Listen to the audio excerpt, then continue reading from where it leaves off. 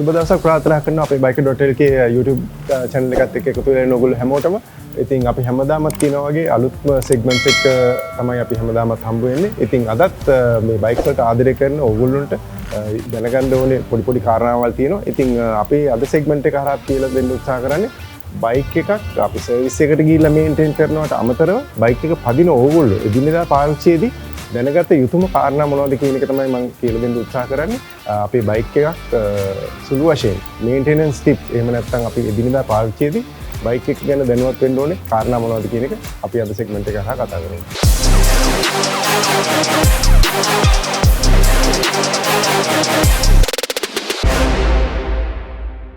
අපි මුලින්ම බලමු බයික් එකක අපේ වායු පීඩනය එහෙම නැත්නම් එයාර් ප්‍රෙෂර් එක හුලං කොච්චරක් තියෙන්න ඕනේද ටයර්ස් වල කියන එක ඔයගොල්ලෝ දැනුවත් වෙලා ඉන්න එක හොඳයි. මොකද හේතුව මේකෙන් එකක් බයික් එකේ ටයර්ස් වල තියෙන ආල්කාලය වැඩි කරගන්න පුළුවන්. ඒත් එක්කම අපි බයික් එකේ කන්ට්‍රෝලින් වලට එයාර් ප්‍රෙෂර් එක හුලං අඩුවෙන් හෝ වැඩියෙන් තිබුණොත් අපිට පාවිච්චියේදී ගැස්සෙන්න පුළුවන්. එහෙම නැත්නම් බයික් එකේ පැත්තට අදිනවා වගේ දේවල් වෙන්න පුළුවන්.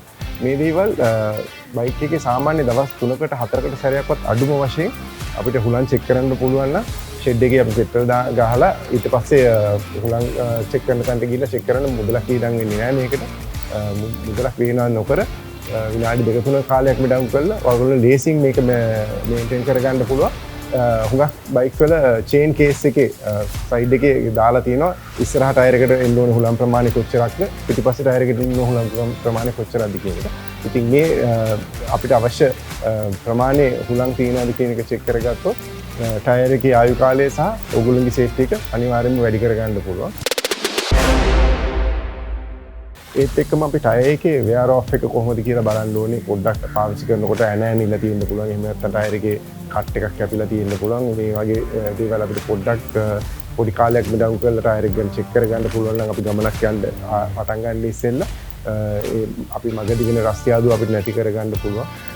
දැන් හුඟක් බයික් වල ඉන්නේ ටියුබ්ලස් ටයර්ස්. එතකොට අපි කියමු උදාහරණයකට ඇණයක් ඇනිලා තිබුණොත් හුලං සම්පූර්ණයෙන් එකපාර ඉවත් වෙලා යන්නේ නැහැ. නමුත් ග්‍රැජුවලි චුට්ට හුලං ඉවත් වෙනවා. ඉතින් එතකොට අපි මේක නෝටිස් කරගත්තොත් අපිට තියෙන ළඟම ටයර් ෂොප් එකෙන් ටයර් පන්ච් එකක් කරගන්න පුළුවන්. එතකොට අපිට බයික් එකේ ගමනාන්තය දක්වා ලීසියෙන් ගමන් කරගන්න පුළුවන්. ඒත් එක්කම ටයර් ත්‍රෙඩ් එක හුඟක් වෙලාවට දැන් අපි පාරේ පදින බයික් එකක් නම් අපි කියනවා සෙන්ටර් එක නැද්ද තමයි මේ මොකද අපි රේස් ට්‍රැක් එක වගේ පදිනවා නම් ඉස්සෙල්ලාම ගෙවිලා ඉවත් වෙන්නේ දෙපැත්ත එච් එක. නමුත් පාරේ පදින බයික් එකේ හුඟක් වෙලාවට අපි හાર્ඩ් කෝනර් කරන්නේ නැති හින්දා මැද්ද තමයි ගෙවෙන්නේ. ඉතින් මැද්දේ ත්‍රෙඩ් එක අපි පොඩ්ඩක් අවධානය යොමු කරලා බලන්න අවශ්‍ය ප්‍රමාණයට ත්‍රෙඩ් එක තියෙනවද කියලා. ඒක ත්‍රෙඩ් එක අඩුයි නම් බලන්න ඕනේ. මොකද වැස්ස වෙලාවකදී වගේ එහෙම නැත්නම් වැලි තියෙන ප්‍රදේශයක අපි පාවිච්චි කරනකොට බයික් එක ලෙසලා යන්න පුළුවන්. ඒකෙදී බයික් එක වැටිලා දැනෙන්න උගුරට ඩැමේජ් වෙන්න පුළුවන්. ඊට අමතරව බයික් එකේ පාර්ට්ස් ගොඩක් රිප්ලේස් කරගන්න වෙනවා. ඉතින් මේ වගේ පොඩි අවධානයක් යොමු කරලා ඒ ටයර්ස් ගැන සහ හුලං ගැන බැලුවොත් ඒ අවධාන වලින් ඒ ලේසියෙන්ම අපිට මිදෙන්න පුළුවන්. බයික් එකේ එන්ජින් එක ක්‍රියාත්මක වෙන්නේ අපේ ඔයිල් එක. ඉතින් මේ ඔයිල් සමහරක් වෙලාවට කාලයක් යනකොට ඔයිල් බයික් එකේ දහන වෙන්න පුළුවන්. ඉතින් එතකොට ඔයිල් දහන වෙනවා නම් ඒ ඔයිල් ප්‍රමාණය අඩු වෙනවා. ඉතින් හුඟක් බයික්ස් වල එනවා ඩිප්සික් කියලා එනවා පොඩි කූරක් එක අපිට චෙක් කරගන්න පුළුවන්. එහෙම නැත්නම් පොඩි ස්ක්‍රීන් එකක් රවුමක් දාලා විදුරුවක් එක්ක තියෙනවා මේ ඔයිල් ලෙවල් එක තියෙනවද කියලා බලා ගන්න පුළුවන්. ඉතින් මේ ඔයිල් ලෙවල් එක චෙක් කරන්නේ අපි බයික් එක හුඟක් වෙලාවට තනියෙන් කරන්න උත්සාහ කරන්න එපා. මේක කාගේ හරි උදව්වක් අරගෙන ඒක අඩුතරමේ මාසෙකට සැරයක්වත් අපි චෙක් කරන්න පුළුවන් නම් හොඳයි.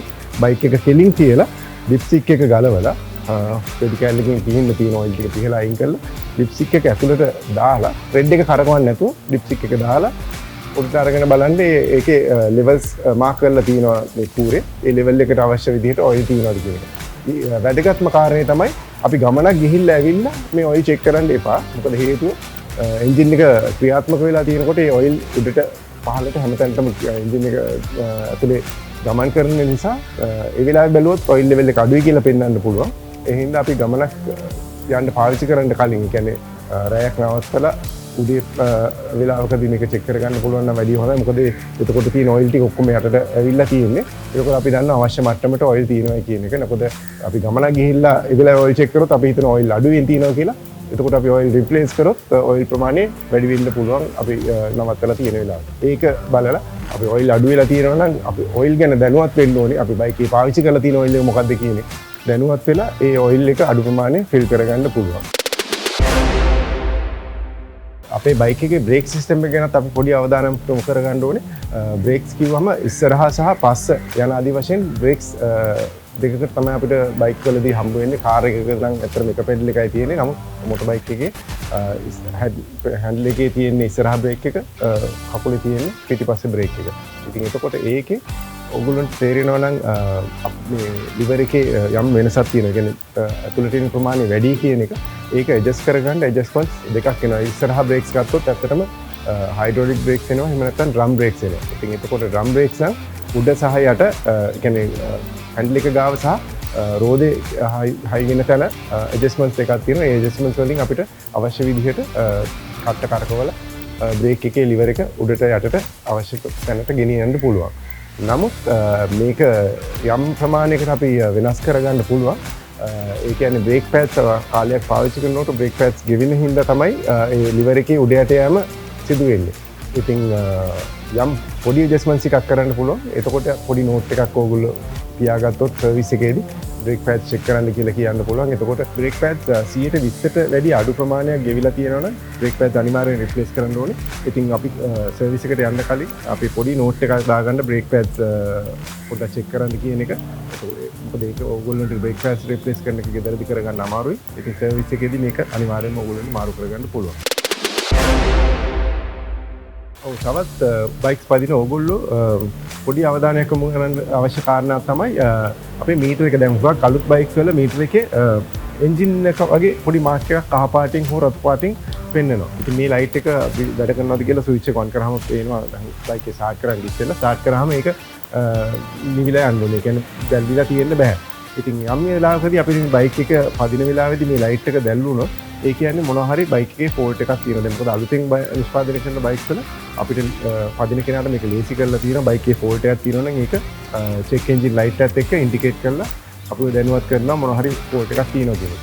ඉතින් මේ වගේ වෙලාවකදී ඇත්තටම ඕගොල්ලෝ කරන්න ඕනේ බයික් එක මේන්ටේන් කරන ගරාජ් එකට හෝ සර්විස් කරන ආයතනයට ගෙනහිල්ලා කියන්න ඕනේ මගේ බයික් එකේ චෙක් එන්ජින් ලයිට් එක පත් වෙනවා. මේක චෙක් කරන්න කියලා. එතකොට හුඟක් වෙලාවට ස්කෑනින් පෝට් එකක් තියෙනවා මේ බයික් වල ඇවිල්ලා. ඒක ස්කෑන් කරලා කම්පියුටර් එකෙන් චෙක් කරලා ඒගොල්ලෝ කියන්න පුළුවන් මෙන්න මේ බයික් එකේ මේ අහවල් තැන තමයි ප්‍රශ්නේ තියෙන්නේ කියලා. ඒක ඒ වගේ දෙයක් තියාගෙන බයික් එක පදින්න එපා.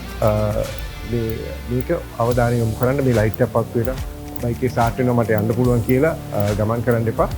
සමහරක් වෙලාවට ඔයගොල්ලන්ට මග නවතිලා කාලය ගොඩක් නාස්ති කරගන්න සිද්ධ වෙනවා. තවත් ඕගොල්ලොන්ට බයික් එකත් එක්ක විනාඩි 2-3 කාලයක් හැමදාම ගමනක් යන්න කලින් මිඩංගු කරන්න පුළුවන් නම් බයික් එකේ හෙඩ් ලයිට්ස් ටික හරියට වැඩ කරනවද, හෝන් එක වැඩ කරනවද, සිග්නල් ලයිට්ස් වැඩ කරනවද, විශේෂයෙන්ම ටේල් ලයිට්ස් වැඩ කරනවද කියන එක චෙක් කරලා බලන්න. පොඩ්ඩක් බ්‍රේක් ලිවර් එක පාවිච්චි කරලා ලයිට් එක වැඩ කරනවද කියලා. මොකද හේතුව යම් කිසි වෙලාවක මාර්ග බාධකයකදී ඕගොල්ලෝ නැවතුනොත් මේ ලයිට් වැඩ කරන්නේ නැත්නම් ඕගොල්ලන්ට දඩකොලයක් නිකුත් කරනවා. ඉතින් මේ වගේ කොහොමත් මේ බයික් එකේ තියෙන බල්බ් එකක් වගේ රිප්ලේස් කරගන්න තියෙන එක කොහොමත් රිප්ලේස් කරන්න තියෙනවා. ඉතින් ඕගොල්ලෝ අපරාධේ නිරපරාධේ වැය කරන මුදල ඉදිරි කරගන්න පුළුවන්. මේ වගේ පොඩි වෙලාවක් වැය කරලා අපේ බයික් එකේ තියෙන ඉෂුස් ටික චෙක් කරගන්න පුළුවන්. අපි අද අපේ සෙග්මන්ට් එකෙන් කියලා දුන්නේ බයික් එකක් වා සර්විස් සෙන්ටර් එකට ගිහිල්ලා සර්විස් කරනවට අමතරව ඕගොල්ලෝ බයික් එක පදිනවා නම් දැනගන්න ඕනේ පොඩි පොඩි කාරණා මොනවද කියන එක තමයි මේ. ඉතින් මේ වගේ පොඩි පොඩි ටිප්ස් බයික් එකක් රයිඩ් කරන්නේ කොහොමද, බයික් එකේ ඉඳගන්නේ කොහොමද, බයික් එක මේන්ටේන් කරන්නේ කොහොමද, මේ වගේ හැම දෙයක්ම අපි Biker.lk හරහා කතා කරනවා. ඕගොල්ලෝ දැන් වෙනකොට අපේ YouTube channel එකට subscribe කරලා නැත්නම් දැම්මම කරන්න. ඒත් එක්කම යට තියෙන බෙල් එකත් ක්ලික් කරන්න. එතකොට අපේ අලුත්ම සෙග්මන්ට් ඕගොල්ලන්ට මේ මොහොතේම ලබා ගන්න පුළුවන්. ඉතින් අපේ channel එකත් එක්ක ඉන්න ඕගොල්ලන්ට අපි හැමදාමත් අලුත් දේවල් කතා කරන්න සූදානම්.